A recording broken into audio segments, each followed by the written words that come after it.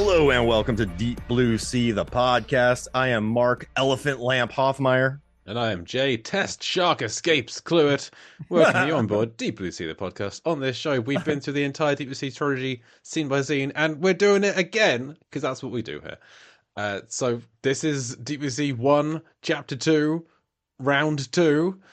What happens in Deep Blue Sea 1, Chapter 2? Well, let's listen to the clip and find out. A helicopter descends onto the roof of a sepia-hued skyscraper in a city during sunset. Emerging from the helicopter is Dr. Susan McAllister, walking purposefully across the rooftop, carrying a duffel bag.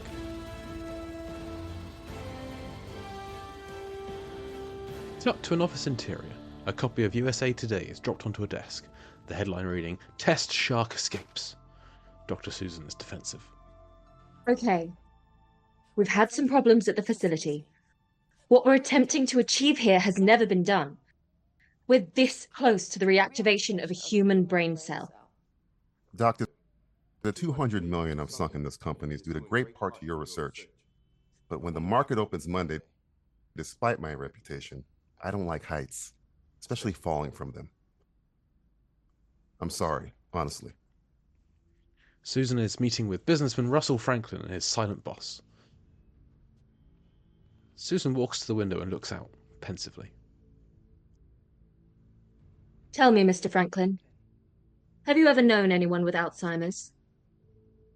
Well, no. By the end, all my father could do was ask why my mother wasn't at home. And each time I said she was dead, I had to watch him take that loss like a car wreck. 200,000 men and women develop Alzheimer's each year. What if you could end all that suffering with a single pill? Susan walks back to the desk.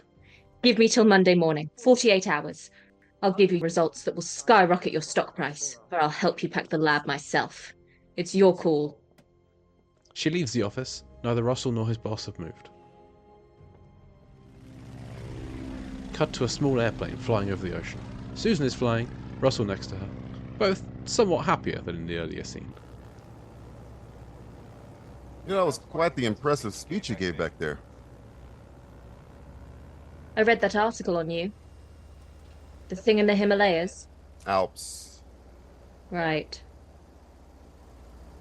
We were just trying to do something together. Having fun. Things went bad.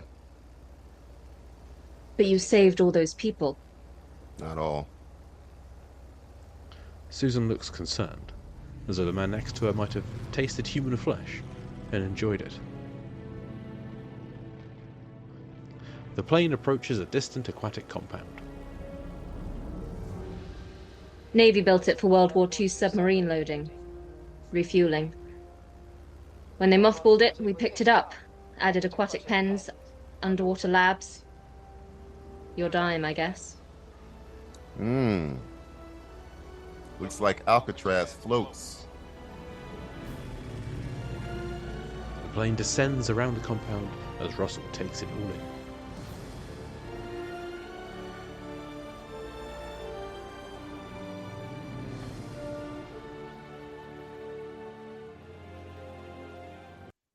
And that was the clip of what happens in Deep Blue Sea 1, Chapter 2. We need a guest to help talk about this. We're having all new guests this season as much as we can. And today's guest is one of the newest members of the Deep Blue Sea, the podcast family. He was on for the first time fairly recently for Atlantis, the Lost Empire, for which he saw Deep Blue Sea for the first time. So welcome back to the show. One of my Blueprint Review colleagues, I guess, Andy Goulding. Andy, welcome back to the show. Hi, thanks for having me back. Thrilled to Honored to have you. Just get you on here talking about Deep Blue Sea. Yeah. It's I watched it for the second time, ready for the podcast. So obviously it made an impact the first time round. I actually own it now as well. Welcome. First time round, hired it. Second time round, I thought, you know what, I'm going to be back on this podcast again. I'm going to watch it every time I'm on. So Right. I might as well own the copy. Plus, I got a free copy of LA Confidential with it. So What? Nice. win-win. That'll do. Yeah, I'll take It was that. in a buy one get one free sale, so I got a copy of LA Confidential bundled in. Fair enough. Yeah, you said That's last good. time you were on that for next time you'd watch Deep with Sea 2, but it was too quick, so we didn't make you watch Deep with Sea 2. It's fine, but we'll have you. Yeah, That could be next time. yeah, I'll keep that one in the back pocket.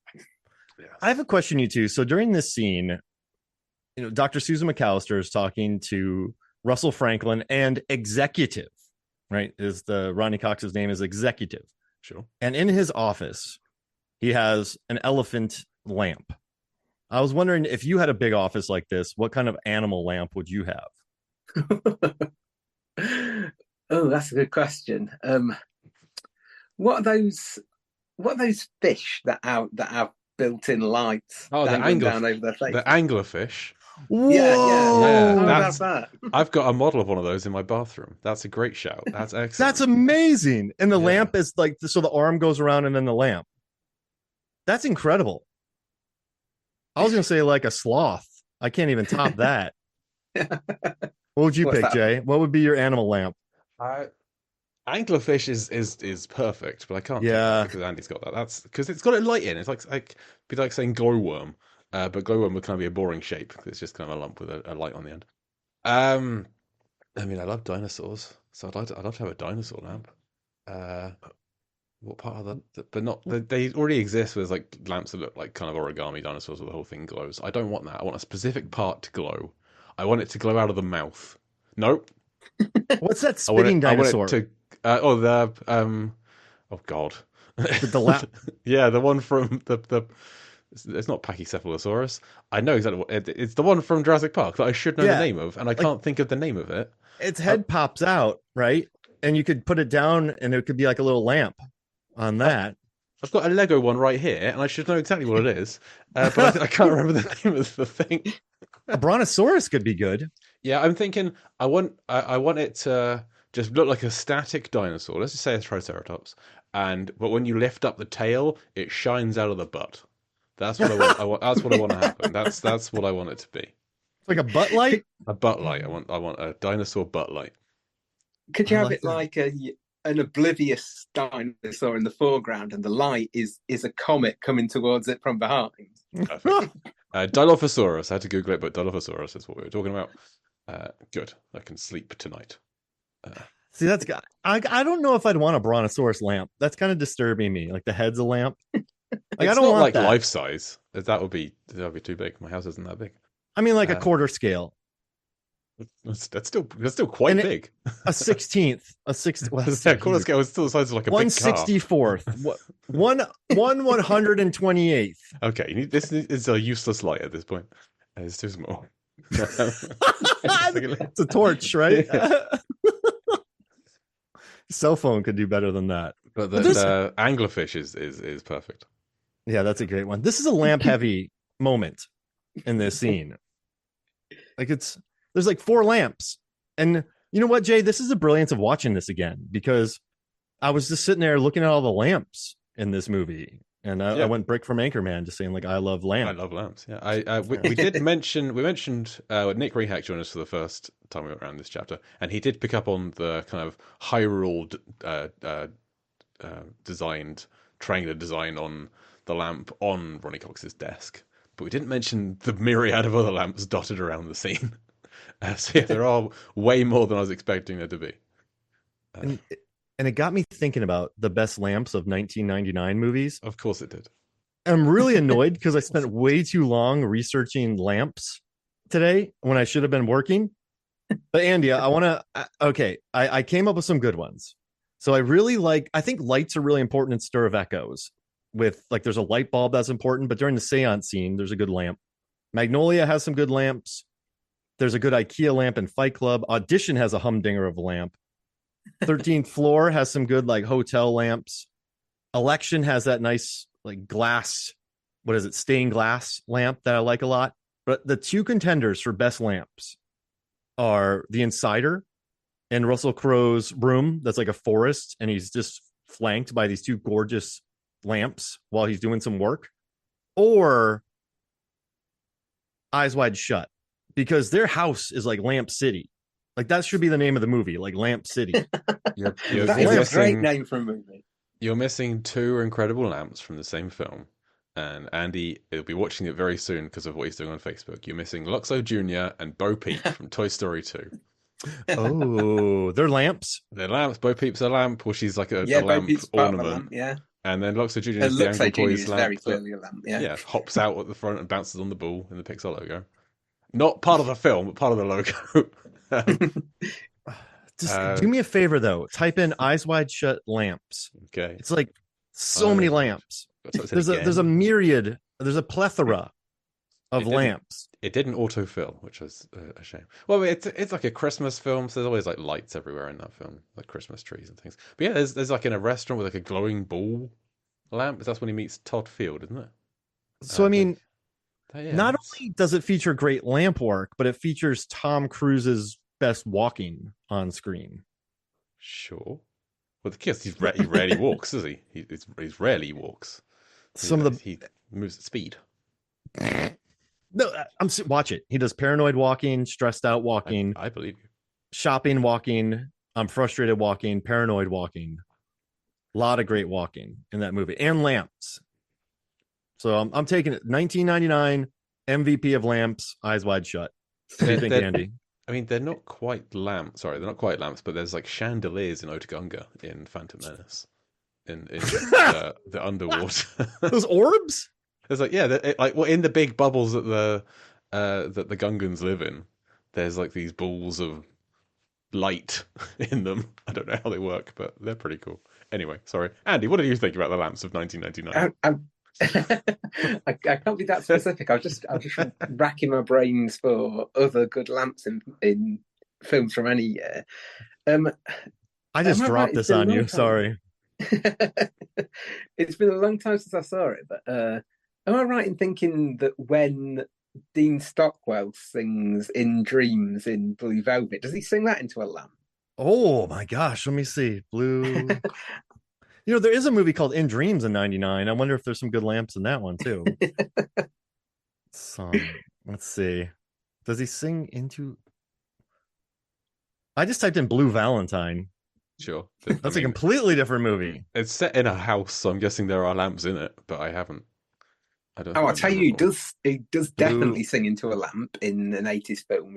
Is David Byrne sings to a lamp, in fact, in Stop Making Sense. Whoa. He sings, "This must be the place," to a lamp, and does a little dance where he flicks it all around the stage. Oh my gosh. All right. That just got re-released too. It's fantastic. In that scene where when he's sucking on when Dennis Hopper's sucking on the gas, there's some good lamps in that one too. Like Lynch is very lamp heavy as well. Yeah, I'm sure there's a significant or apparently significant lamp in Mulholland Drive. It was mentioned in those notes that you gave away with the DVD, which is supposed to help you unlock the meaning. Whoa, the red lamp. Yeah. Oh man. And I just watched Lost Highway. I'm sure there's some good lamp work in that one as well. Yeah. There's some pretty kitsch lamps in the bunker in Blast from the Past. Rennie Harlin movie. Rennie Harlin produced it. Yep. Yeah, there's some good lamp work in Lost Highway. All right, so maybe Lynch might be the all-time lamper. So it's always been said. But I do think Eyes Wide Shut have the best lamps out of anything. I'm gonna say that. I could spend all day googling film from 1999 lamp, and just seeing what comes up. Nothing has come up for Office Space. I'm disappointed. I thought I checked that. I thought something might be in the basement when he's down there. I also could have swore there was a lamp in the Matrix when Orpheus is doing his spiel. It's been a while. I know we got to move on, but I'm just going to do this. There's no lamps in Ravenous. I know that much. Ravenous is lamp. What about oil? What about oil ones? Oh, stop it! I can't. No. Okay, I'm drawing a line under oil lamps. I got to say, Virgin Suicide's got some good lamps in it. Sofia Coppola is very sensitive to lamps. My wife has just read that book and would not recommend it. It is not a feel-good read. Johnny, no. A good feel-good film with a lamp in, a very good lamp, is The Brave Little Toast. Actually, I say it's a feel-good film. A lot of people think it's not a feel-good film, but that has Lampy in it. He's voiced by Tim Stack. He's one of my favourite lamps. That's a good lamp. I mean, the Christmas Story's got a good lamp. But the leg. Yeah. I just moved Virgin Suicides to number 2 on my lamp list. So I'm also that's it. So I'm gonna say, okay, Eyes Wide Shut. Then I'll go Virgin Suicides, and then The Insider, all directed by auteurs. I'm abandoning 1999 and heading to 1927 for Metropolis. Metropolis. This is like the one thing I remember from Metropolis is there's a scientist in it who has like a lamp that's kind of a coil. So I think, but the whole thing just lights up. And I remember when I wrote a review of it, I was like, all I want from this film, I want this lamp. I remember it would be the most useless lamp to have, but it looks cool. So I want to have that like glowing coil lamp that this guy has. Oh, I like that. And I bet you a lot of film noirs from back in the day have great lamp scenes. Like someone sitting in the dark and then lamp on. That could work. Yeah, there must be. It's for lighting. Film noir is the place to go for moody lighting by lamplight. And then the 90s, I feel like Linda Fiorentino just has a lamp by her at every moment in her noirs. Sure. This took me to a weird place today, Jay, because it's taking us there too now. Like this is some, they have like some stained glass in there, and then I started thinking about lamps, and then an hour goes by, and I'm like, oh no, I have work to do. But I just want to say, this scene, I love Susan McAllister in this scene. Like Saffron Burrows is great because she comes in, she flies a airplane or helicopter in. Well, she's not flying the helicopter. Right. We thought she was last time, but she's not. She gets out of the passengers. So she lands, then she gets in a plane, flies it back. Like she just makes a great speech, does a mic drop, and makes it like they're like, oh, I gave you 200 million. She's like, well, we could, save 200,000 people, and she just brings it in this scene. Like it's way too good for this movie, for like what this movie should have been. Like it's just good acting, and then you got Ronny Cox sitting there. So this time around, I really appreciated Saffron Burrows' performance. Yeah, I'm primarily here to talk about Ronny Cox today because I can't believe what is. I watched it. So I watched it the first time, and I thought, "Oh, there's Ronny Cox. This is good. This is picking it." And then he was just gone, and he never came back, and he never said a thing. And I thought, surely then there's some kind of explanation online. And the best thing I could find just said, it is assumed that his dialogue was cut, and I can't find any hard evidence of what it was, of why it is, and I'm obsessed to the point of anger now with the fact that Ronny Cox is in this for one scene, and you completely acknowledge, and that's it. I mean, that's Ronny Cox from RoboCop and Beverly Hills Cop and other films that don't end in cop. The legend. Why is he there? And why is he so silent? I have no idea, because I listened to the commentary, in fact, and even more silent Ronny Cox, Rennie Harlan and Samuel Jackson on this subject on the DVD commentary. They signed an NDA. They can't talk Ronny about it. Cox is the only thing on screen, and they don't even mention him. It's rude. It's like ignoring someone at a party. And I did at one point even consider. I found the details for Ronny Cox's agent, and I considered emailing them, asking what happened here, because I can't. I've been all over the internet trying to find more than just it is assumed that his lines were cut, and I can't find anything. This is amazing that you did so much research. I love this. Well, I really wanted to crack this, and the best I've got. So I came up with two lists. First of all, a list of reasons why he might be there, and second, list of what the deleted scene might have been that has been removed. So, first of all, why is he in it? I got number one, he lost a bet. So, maybe that was my pitch first time around as well. That's what I thought. Was it really? I haven't listened to that, but that was my first impression. Number two, he lost a banjo duel. So similar to part one, but bit more specificity there. We're going to cover Deliverance at some point on this show. We haven't got there yet, but we'll get there one day. He has a bit more to do in that. But then I realised he can't lost a banjo duel because he actually plays a guitar in that scene, not a banjo. The banjo duel comes later. Well, that explains why he lost. Yeah. Yeah, immediately you lose a banjo duel immediately if you turn up with a guitar. That's that old saying comes from, isn't it? Never bring a guitar to a banjo duel. I made that mistake once. It didn't go well. Okay, number 3. He was working on another production nearby. He went to the wrong soundstage, and then he just thought, "Well, I'm sat down now. I'm here." So they Samuel Jackson turned that he was going to sit in that chair, but that's why he's just sort of perched awkwardly at the side because Ronny Cox stole his chair. He came in, he assumed that he should have been there. Number 4, he was kidnapped by Rennie Harlin to appear in the film, and they sedated him, but they accidentally gave him too much sedation, so he could not get his lines out, and that is why he sits there and says nothing. Number 5, sorry, he's a big Marceau fan, and this was his tribute. Number 6, I think I'm onto something with this one. It's not Ronny Cox. It's his evil doppelganger, Cocky Ron. And Cocky Ron goes and picks up all the films that Ronny Cox turns down, which apparently is about 90% of what he's offered. But he's cocky. He thinks he can act, but he can't. So as soon as they've hired him because of his lookalike qualities, they find we can't let this guy perform. He can't. So any film with Ronny Cox where he's completely silent, that's actually Cocky Ron. That's amazing. I think that is what it must be. What would your jerky doppelganger who can't act name be? Oh, that's a good question. I'd be a confident Mark. I would be narcissistic Andy.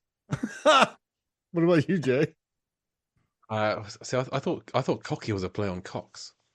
So I'm trying to It was, but so it'd be like Clueless K kind of thing.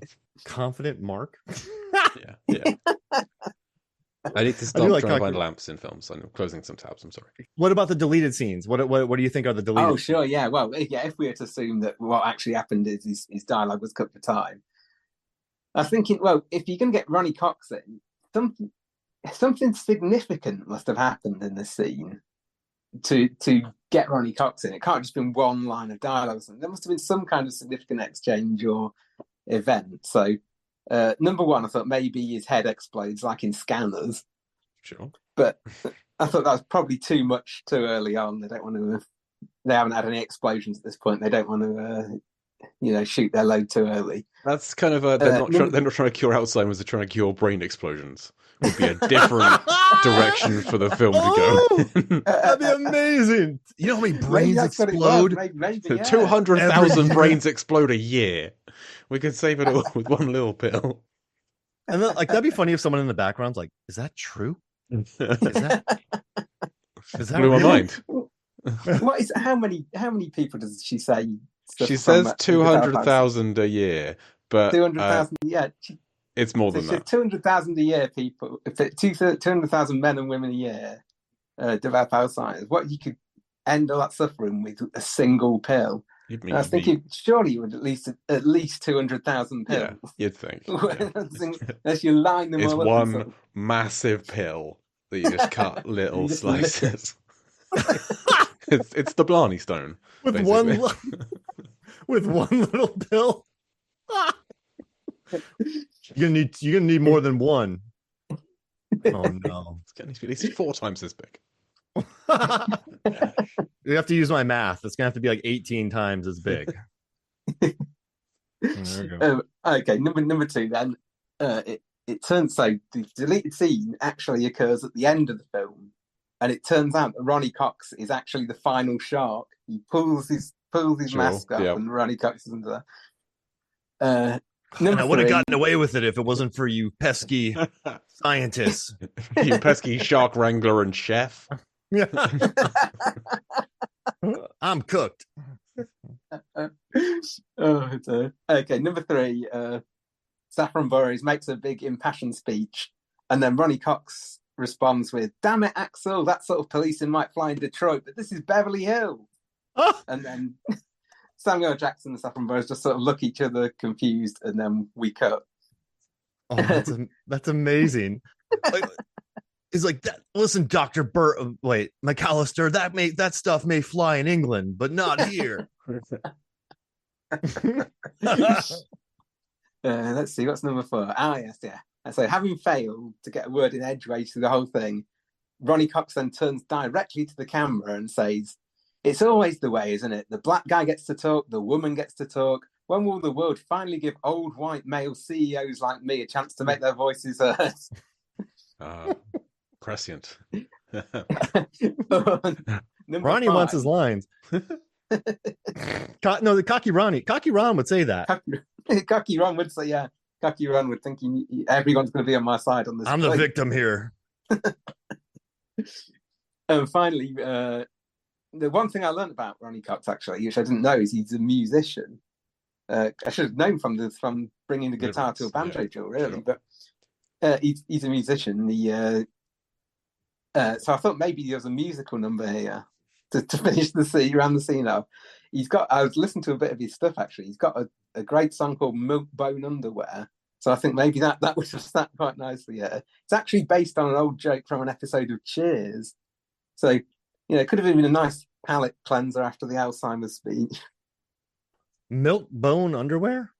Yeah. Oh, because Cliff being chased by a dog. Because he's wearing milk bone underwear. It's a norm line. It's a dog eat dog world, and I'm wearing milk bone underwear. I'm up to season 9 of Cheers. I'm going through at the moment. Oh wow! So, now what era is that? That's it's I remember it, so it's an earlier one, I think. Yeah. Okay. Yeah. Andy, do you want to hear something crazy? Yeah. Okay. Always. So crazier than the lamp discussion. We'll see. Yeah. All right. So I was doing some research earlier, and I found a publicity photo of only Ronny Cox at the table. So, and he was holding the newspaper. So I'm guessing he was the only one in there when she threw the paper. And also Sam Jackson was written as like a chef in this, and then they changed his role to be the world's leading man.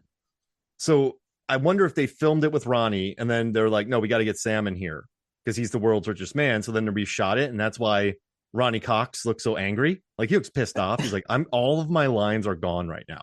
This is horrifying. And then I was supposed to be on Rotten Tomatoes is Wrong, their Deep Blue Sea episode, but they ended up getting Saffron Burrows for the episode. And so you got bumped for some reason. Replaced with this Hollywood actress. I got bumped in the film. You got Cox. And I would say it was a much better idea because she's in the film. Listens. Yeah, they got a lot more listens. And it would just be like, me rattling on about it. But I sent in a question. I was like, hey, they read it to her and they told her about the podcast, and they're like, hey, what happened with Ronny Cox? And she said a lot of lines were cut. And so there was a significant amount of material there. My theory is they shot it with Hit Ronnie, and then that made me think of Shy Ronnie from Lonely Island. That's a funny song. Yeah, but yeah, they shot it with him. You see the opposite of Cocky Ron. This is Shy Ronnie. So wait, he goes both ways on the other spectrum. Brother. Yeah, this is the other doppelganger, Shy Ronnie.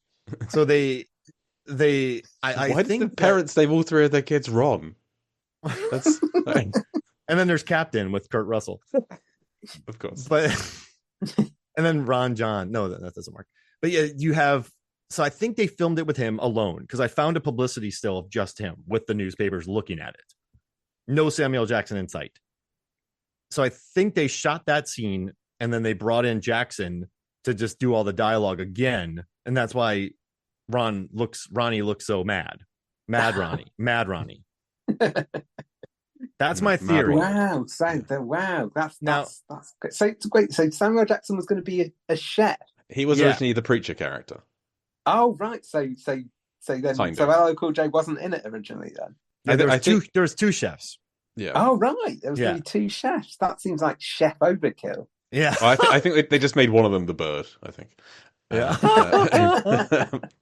Yeah, so I really think that's the case. He was the richest man ever, and then he maybe sent Sam Jackson out there to be like a guy who does it, or they don't even bring Sam Jackson out there. They just have 48 hours to get the test results, and then things go down.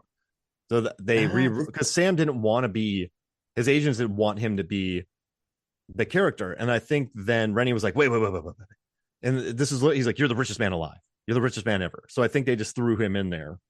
And then Cocky Ron lost his spot. So I was looking into, this is kind of filmed set in 1998. So I was looking into who was the richest man alive in 1998. Like if Sam Jackson's playing him, he's basically playing Bill Gates. No big surprise. He was worth $51 billion in '98. Wow. And like the Wikipedia has the list of the 10 richest people alive at the time, and there's no good comparison for like who Russell Franklin is based on. None of these people seem to have like mountain climbing ambitions in them. You got Warren Wendigos. Buffett, Paul Allen. Yeah, none of these people are Wendigos. Unfortunately, that's our theory. Andy, is that Russell, they went up the mountain. Not everyone came back because they ate them and became Wendigos. That's what happened. A theory that actually came about this time on this chapter, first time around. You kind of picked up something Nick said, where he it came from that. But yeah, so unfortunately, no good comparisons as to who Russell's based on this list. I thought maybe he's like based on the DuPont family or something, someone from the DuPont. But they weren't in the top 10 by '98. So there we are. I love that line. That line he has of the Tucker's mountain climbing. I love that line he has about what is it? He says, despite my reputation, I hate heights, especially falling from them. It's like someone who's scared of flying saying, I hate planes, especially crashing in them. But he doesn't like heights at all. Like he went mountain climbing and doesn't like just even being up there. That's odd. Well, I guess maybe he might have liked heights before the avalanche. I guess. Oh yeah, maybe, yeah. You can see how that would turn you on the subject, I suppose. Yeah. So I couldn't find anything on who it was based on, but I wanted to go another direction, and I wanted to work out what this building is that they're in. Where is this set? Where is this shot? And so I did. You spent a long time on lamps. I spent a long time just analyzing the skylines of America and trying to work out where are they. And it actually took less time than I thought it would because they're in LA. It's the tall kind of circular building we see near the start is the US Bank building. So I kind of went from there, and then there's another building that's it's got 4 circles all around it. Oh, that's quite unique. Let's try and find that. And that's the Westin Bonaventura Hotel. And that's so they're over the road from that. This building is the Citigroup Center, 444 Flower Street, LA. Something I'd never heard of. It's a bank. It's a very specific bank. This is the bank they rob in Heat. This exact the exterior of this building is the bank. The big central bank robbery heist in Heat is the same building that they just landed on here. I'd always thought that C helipad that they land on was like C for Chimera Pharmaceuticals. No, it's C for Citibank. That's probably why they picked it. Yeah, I think so. And so this is where is my map tab gone? They are 12.5 miles from the nearest airport, which I'm assuming is where she landed a plane. So that's the LA International Airport. We don't really know exactly where Aquatica is because they don't tend to put disused World War II submarine refueling stations on Google Maps for some reason. But we're assuming that she flew from wherever that is to LA International Airport, landed there, took a helicopter ride provided by Chimera, presumably, to 444 Flower Street. Had the meeting. It's a sunrise meeting. I always thought this was a sunset, but it's sunrise because I was looking to see what direction are the shadows coming from. The shadows are going westerly, so the sun is in the east. So this is sunrise. This is a very early start for Susan, because this is November. I guess it's not that early. We know it's November, Andy, because the newspaper has Mika Hakkinen won a Formula One race on the cover. So that would have been that race took place on November the 1st, I think. She says 48 hours, which for Monday morning. So this must be a Saturday. So this is the Saturday the 7th of November. So that race took place on the 1st of November. It's been 6 whole days, but it's still front page news. That's fine. It's a Rennie Harlan film. He's always going to put Finnish people doing things successfully on front page of newspapers. Not a problem there. But this is Susan's birthday, which we find in a few chapters. Today is the day of her birthday, so she's born 7th of November. However old she is in this, I was trying to find I was trying to find a horoscope from this day. I couldn't find it. I couldn't find the horoscopes from 1998. They mean nothing as far as I'm concerned. But she is a Scorpio, whatever that may mean. That's all I have. That was incredible. Yeah. We're doing it, Jay. We're on it. We're finding new things every time. And so she's not flying this helicopter, but she's still, as a passenger, wearing different clothes than in the meeting. She arrives in like civvies and like not overalls quite, but like just kind of fatigues, and then she's in a suit in the meeting, and then when we see her get off the plane in the next chapter, she's back in the fatigues again. So that holder has got her suit in it, and so she's getting changed all over the shop, in and out of planes. She's getting changed prior to it. I don't know why. Maybe she doesn't like to fly in. Well, you want to fly in comfort, but then you have to dress up to impress Ronny, don't you? So yeah. I love how pissed Ronny is during this scene too, guys. So I'm watching it again, Jay. He's not allowed to speak. He just wants Look to how say mad something. He doesn't even move. He is so mad. He doesn't. He only moves from the neck one up. Bit where he's just his face. He's like Mount Rushmore. There's just a big Ronny Cox face fills the entire screen. Maybe that was their thing for him. Then maybe that was their compensation. We'll give you one moment where you're the only thing up there.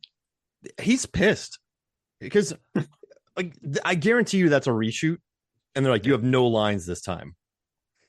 So why would they not just remove him completely? Just make him Sam Jackson. Yeah. I guess this way, maybe. Well, would he get more residuals for being in the shot? Oh, because he's actually in it. Yeah. Yeah. Because I know he would still get them for filming stuff that gets cut.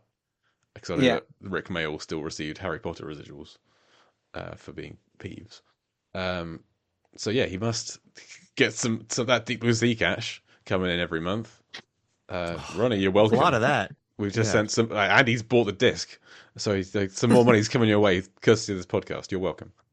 Yeah, I bet every time he gets specifically like Deep Blue Sea money, I bet it just brings it all back. That's his rage money.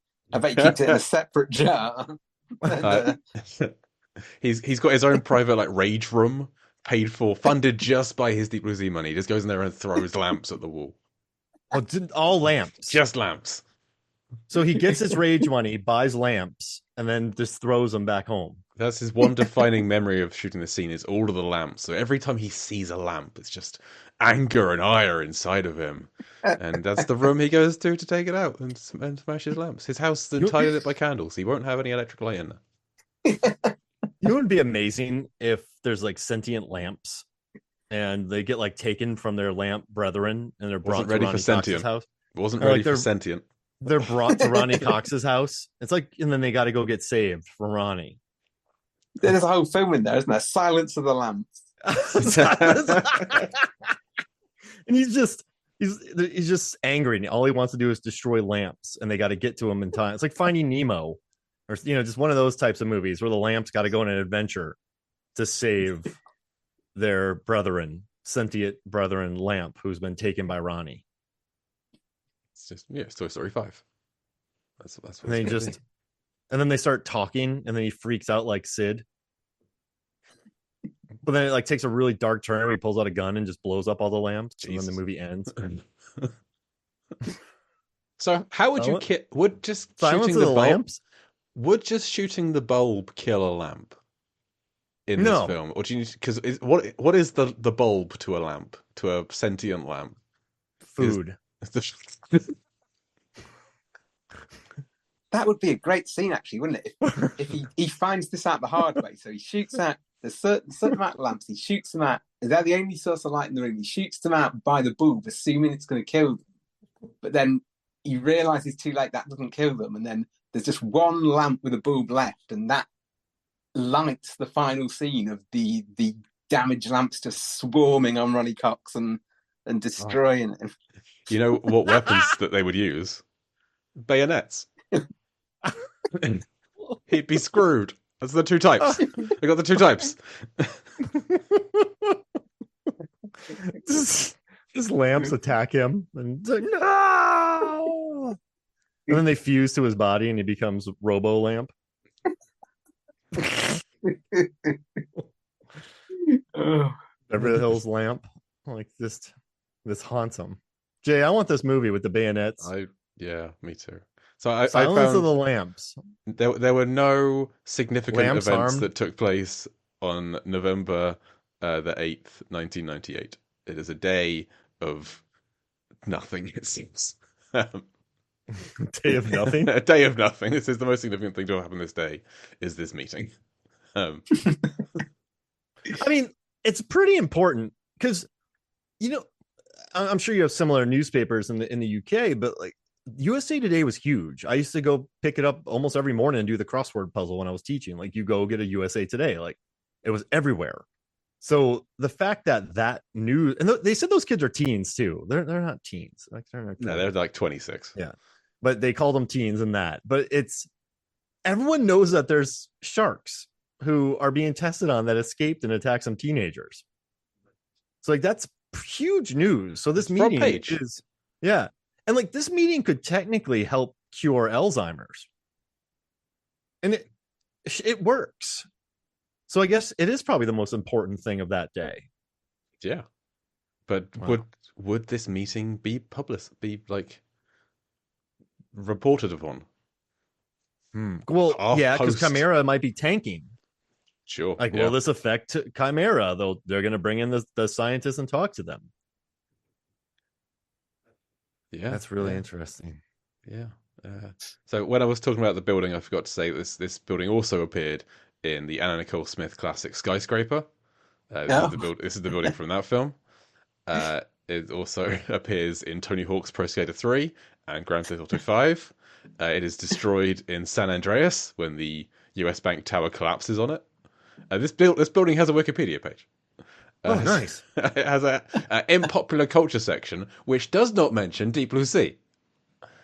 Which I'm furious about. I've had to find this out independently. You can add it to the page. Update Wikipedia, can't you? Could you add that? I think you need to apply to be able to do that. But so maybe I will. Maybe I'll.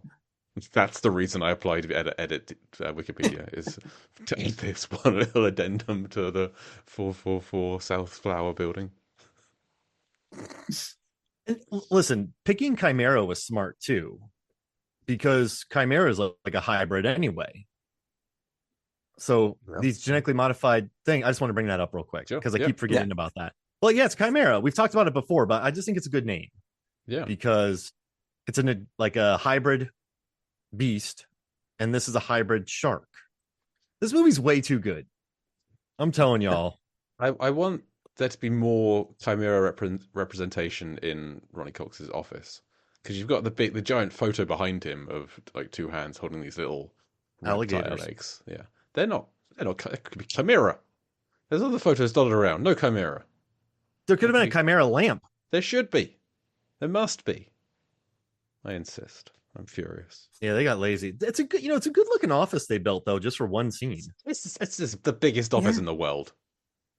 It's a good looking ridiculous. Office. Like Saffron brings it too. Now, whenever I see this movie, I'm going to think about that joke you made, Andy, about this one pill. Like how one little pill. Like, well, you're going to need more than that. Maybe that could have been Ronny Cox's line. Yeah. One pill's not going to be enough. Check, please. He's glowering, guys. Like, we've talked. I don't think we've talked about that. Like, he's really pissed in this scene. He's like, all my lines are going away. But I mean, he's losing them to Sam Jackson, and Sam's great. Yeah. So I'm making an effort to pick up on things actors or filmmakers have done since we last talked about this scene 4 years ago. So Ronny Cox, since then, was in Being the Ricardos as older Bob Carroll, and he's done a voice in 8 episodes of Star Trek Prodigy as Admiral Jellicoe. That is all Ronny Cox has done.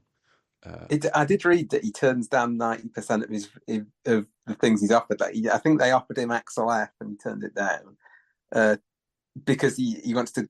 Well, the official reason is he wants to focus on his music. He enjoys his music career more. But I wonder if this was the start of it. I wonder if he doesn't trust them not to cut all his lines now. Maybe. I also probably factor in that he's 86 being a reason that he's turning down appearing in things. If he's still playing music, then great. But the man's got jam. He's got to do it. He He's should only have got appeared one in Axe to soundtrack credit, which, like, for someone who plays music, is disappointing. And it's What's not that even on? Deliverance; it's Cop Rock. 2 episodes of Cop Oh. Rock. Yeah. No, that I did read a thing actually of him saying about Cop Rock inspiring him musically too, because that's an infamously bad show. Is it? I've never seen it, but Never heard of it. you never heard of Yeah. it. So it's No. like, what's he called? Steve Bochco, is he called? He did like Hill Street Blues and NYPD Blue, all those big American cop shows. And Cop Rock was like one of those, but it was a musical. So you have these like all the normal scenes you get in. So you have these like a briefing scene, but suddenly the cops all just start jumping up and dancing and singing on tables. What? This sounds incredible. This is true. I think you can find it online. I think it only lasted like a series, but There's 11 episodes, and Ronny Cox is in all 11 of them as Chief Roger Kendrick. In 9 of them is his RoboCop co-star Paul McCrane. I'm presumably not as some kind of mutant toxic waste guy here anymore. And Vondi Curtis Hall from Die Hard 2. Ronnie Harlan's Die Hard 2 is in 10 of them. So CCH Pounder is in there? Wow. We need them to make the effort to watch this, because Did Shout Factory put out a release? No. Oh, did they? I wouldn't be surprised actually, because it is a big cult thing.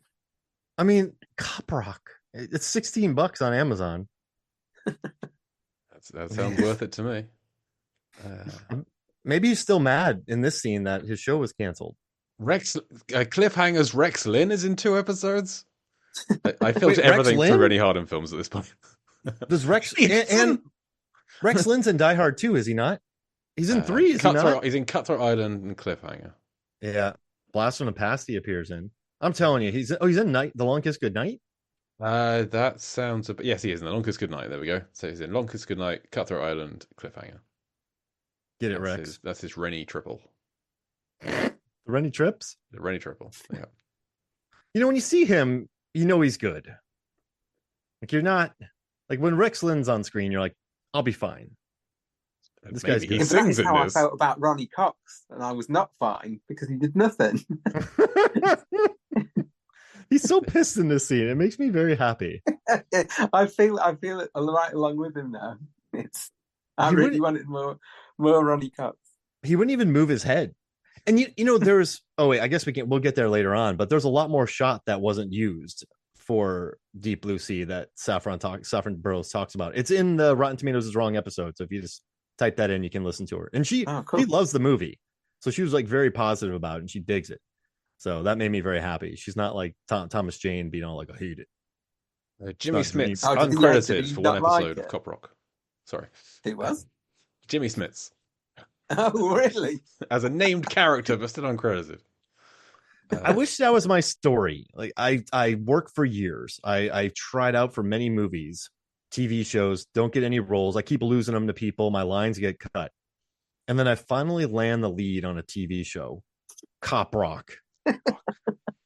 Cop Rock. And then so, Mark, what was that show you were on that ran for 11 episodes in 1990? What's about cops who sing? Called Cop Rock. I'm like, what? Like, that's my one thing. I could retire happy on that. I mean, if you're cut from it, you probably couldn't retire. But it didn't last very long. But yeah, I think we're going to have to make an effort to track down Cop Rock. For every episode, rejuvenate interest in Ronny Cox by petitioning for a sequel called Cox Rocks. Cox Rocks, yes. Cox Rocks. I think this could be a stage production. So I would watch. They make money. Cox Rock sounds great. Cox Rocks. Oh man, that sounds great. Yeah, just a whole stage production. It could be an album title for him, actually, couldn't it? He should release an album. If he hasn't, I didn't check all his discography. Maybe Cox Rocks is an album title. Oh, right, I was thinking when I was watching these scenes, actually, that Alcatraz Floats is a great band name. I actually looked it up to see if any band had called themselves Alcatraz Floats, but there are currently no bands by that name. Alcatraz Floats. Okay, Ronny Cox discography. First album just called Ronny Cox. Second album, Acoustic Electricity. Sorry, Acoustic Eclectricity. Cowboy Savant, Ronny Cox Live, Ronny Cox Songs, Stories, and Out and Out Lies. Great. Ronny Cox, The Sebastiani Theatre, How I Love Them Old Songs, Songs, ... with repercussions. That sounds ominous. I hate Deep Blue Sea. Ronnie, Rad, and Karen. Not sure who Rad and Karen are. Then Ronny Cox Live in Concert, the official bootleg, and Ronny Cox Live at the Kitchen Sink. That was his lockdown album. That was 2020. He has not released a album since then. Okay, so I learned that you two were musicians, and I go to your discography, and you each have 3 albums that were made. 3. Yep. What are the names? Well, I'm just saving time. What are the names of? Okay, you each released 43 albums together. What's the name of your like top 3 when you read through it? So when you start, like, what would you want them to be? Oh man. Okay. One of mine is going to be a quote that I had from I fainted once in a cinema. I fainted a bunch of times, went in to get a checkup and work out what's wrong with me. Nothing was found to be wrong with me. The feedback from the doctor was I am essentially normal. So that's what one of my albums is called. Is Essentially Normal. Oh, I like that. Which is the only time I've ever been referred to as that, and it never will be again. Man, this is a hard question. Okay, Essentially Normal. What are the other 2? Never Forget Dilophosaurus. And I want something odd. I just want an album called Ryan. It has no connection to me at all. Just an album. The name Ryan. Ryan. Just Ryan. And people are like, why is the name Ryan? It's like, I don't know. And I walk away. Oh man, I've been trying to think of one good album title through that entire thing. And do you want me to drop some 3 while you go? Okay, yeah, I'll give it a go. But okay. yeah, you go ahead. Okay. Really weird ones like Deep City Jazz, and then Underground Funk Delight. Sure. And but it's like classical. Yeah, it has nothing to do with anything. And Live in Sheboygan, Wisconsin. Okay, yeah. Well, Live at Firehouse Subs. I've been trying to think of what defines me most, and I guess I'm a parent of a 4-year-old boy, so I'm thinking Tired All the Time is a good album. Just Give Me a Minute. Tired all the time. Just give me a minute. Yeah, and what could be the final one? How about I locked the toilet door for a reason. Acoustic. It's good to know that being the father of a 4-year-old and the owner of 2 dogs is a similar experience. We've had two dogs equates to a 4-year-old, doesn't it? Especially you stack them up and put them in clothes. When we got new interior doors, we raised the handles up to like elbow height because we have a big dog who can open doors, and he still can. Unfortunately, he can still, but now he scratches the doors as he does it. So good. That was a great plan that definitely worked. Right, that's our albums. That was good. I like that. And also, Andy, what's your favorite era of film? My favorite era? It's probably between the 50s and the 70s. So 60s? Got it. But oh no. Jay. I like to say things in a roundabout way, you know. Jay's very happy with himself on that one. All right, pick one. Pick 50s or 70s. If I had to keep one, I would probably go 50s. Okay, 50s. So on Movies, Films, and Flicks, you always have the most really fun, eclectic lists whenever we do our movie tournament. So in this scene, you have 2 actors. You have 3 total actors. You have Ronny Cox, Samuel Jackson, and Saffron Burrows. If this was a 1950s film, who would you want to see in this room? Oh man, right. Ooh. Right. How about in Ronny Cox's part, Charlie Chaplin, because we know he can do the whole silent thing. Perfect. Yeah. Samuel Jackson. Let's think. There's not that much diversity in those days, was there? So I'm trying to think of a standout black actor of the 50s. Sidney Poitier. How about Sidney Poitier? Sure. I like that. Yeah. Perfect. And Saffron Burrows. Wow. Who could, it's got to be Catherine Hepburn. That makes sense. Yeah, that's perfect. Sidney Poitier doing Sam Jackson's speech in the middle. That would be iconic. Like, that would be the scene from the 1950s. Sidney Poitier being eaten by a shark mid-monologue. Everyone's just smoking cigarettes. Like, I love it. And Charlie Chaplin's just sitting there quiet. And then at the end of it, furious. At the end of it, like, he just falls out of his chair, like he does a visual gag. He starts picking up his hat up and down. Starts eating a shoe. He's just skating around everyone. He's doing some boxing training. Well, I like that. So one thing sprang to my mind watching this.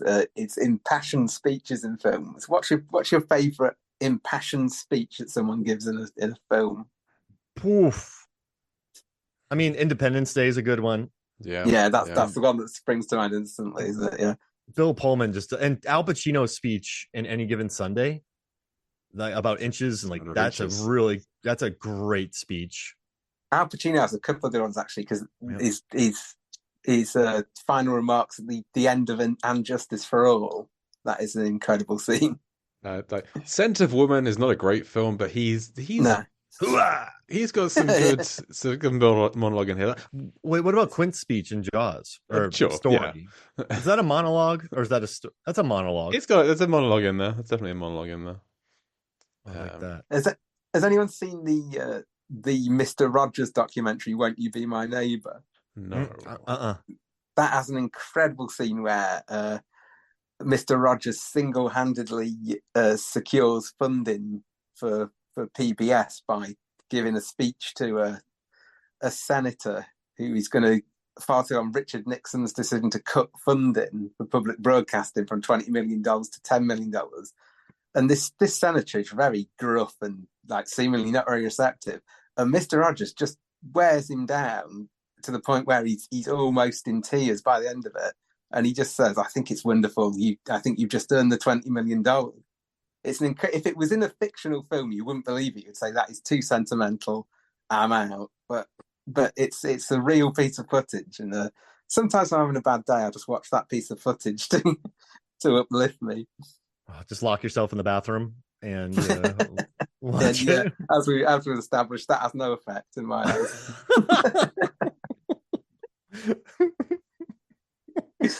You need more than one pill. Oh man! So no, I need to watch that now. I just saw the Tom Hanks movie. So something we've started doing on these shows, Andy, is we want to know what our guests' letterbox top 4 shark movies would be. What would your top 4 shark films be? Well, I had to think about this because I'm not the biggest creature feature guy, so I actually made 2 lists. I started off making one. I was trying to make a list of 4 shark films which don't actually feature sharks. So, Eagle versus Shark is one of them. Not a great film. No, don't love it. But West Side Story, Jets and the Sharks. You see, right. Which one? Original or remake?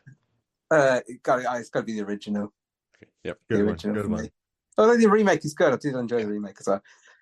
It gets a bit more of a stretch as we get towards the end. So The Hustler, in which Paul Newman plays a pool shark, and then number 4, I was really scratching around for something. So I went with The Adventures of Huckleberry Finn.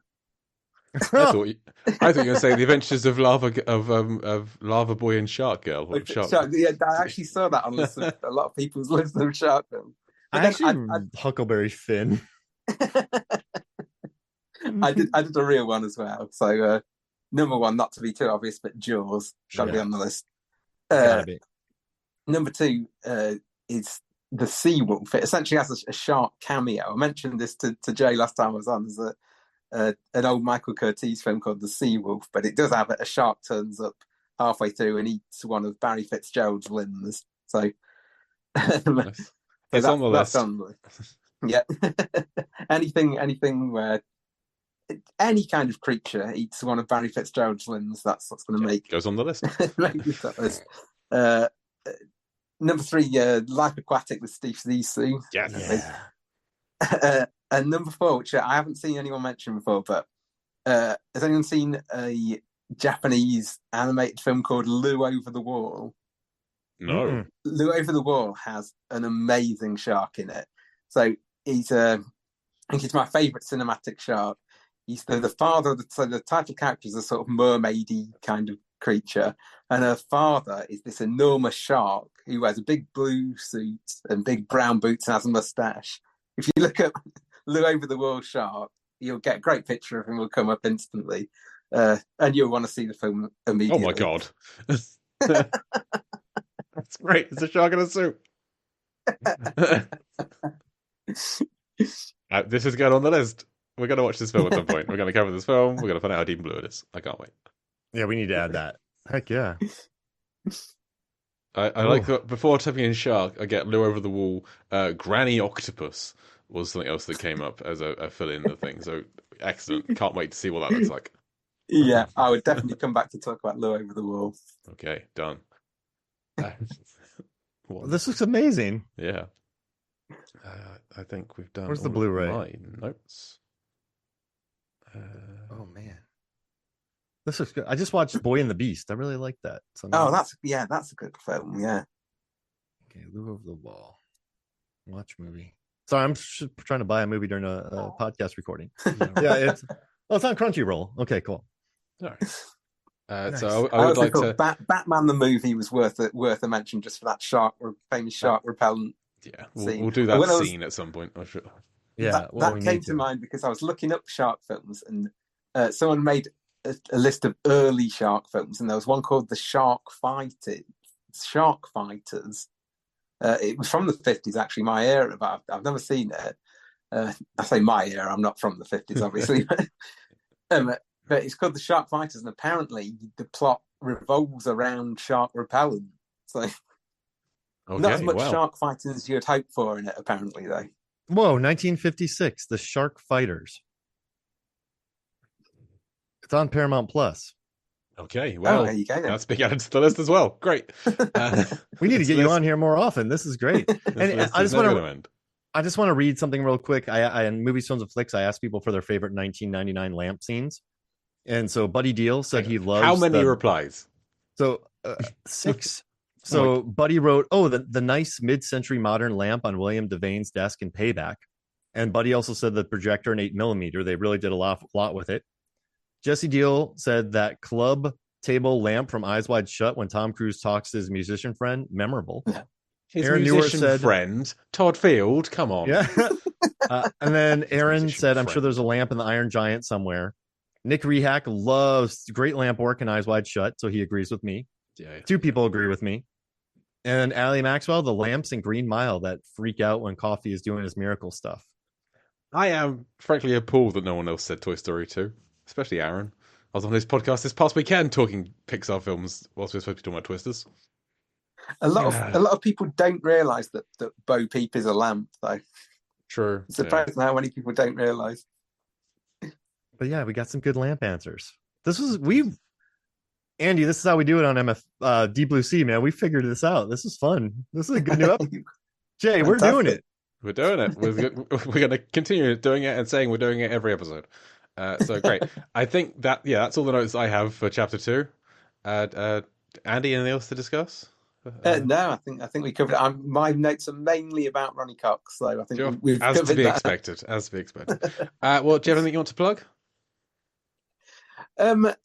I recently, I finally got to the end of my quest to watch all of Michael Curtiz's Hollywood films, which was 87 films in total, and rank and review each one of them. Whoa. And I've just added that to the Blueprint Review features section. So, yeah, you can see that and some of my other writing over at Blueprint Review.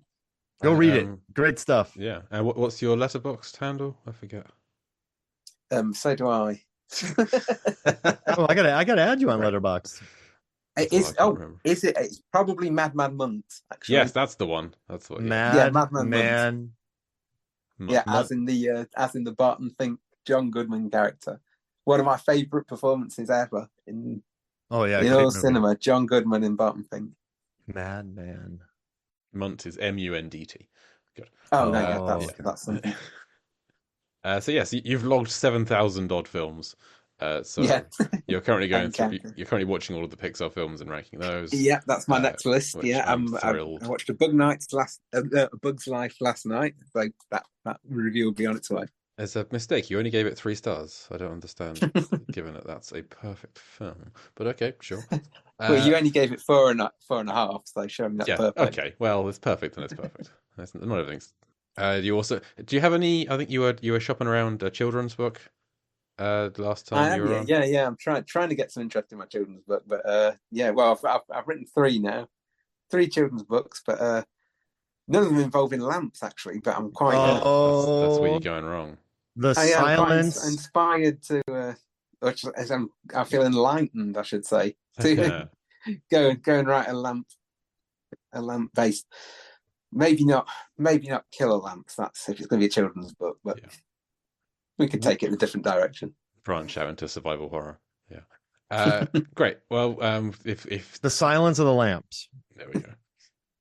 When those pick up traction and want to be promoted, then we'll happily plug them on this show as well. Thank you very much. Mark, any plugs? Yeah, I got a Rotten Tomatoes article out. I figured out the best how to make the best M. Night Shyamalan movie. I have 2 videos up for fandom. So you can go to YouTube, and then I got a Minions thing coming up. I got to figure out how to kill a xenomorph, and then I might have something really awesome coming up soon. Really cool, but I can't talk about it yet. I hope the xenomorph killing is for an article and not just a problem that you have. Yeah, no, it's both. I mean, xenomorphs are terrible, so I got to deal with them. Sure. Yeah. I was recently a guest on Out Now with Aaron and Abe, as mentioned earlier, talk about Twisters, so you can go listen to that. And before we close out, credits for the earlier scene featured actors Emily Slade as Dr. Susan McAllister and DJ Valentine as Russell Franklin. And we did have Daniel Day-Lewis scheduled to be Ronny Cox executive, but he couldn't make it, so he dropped all of his lines in that scene as well, unfortunately. He'll come back for Deep Sea 2, I'm sure.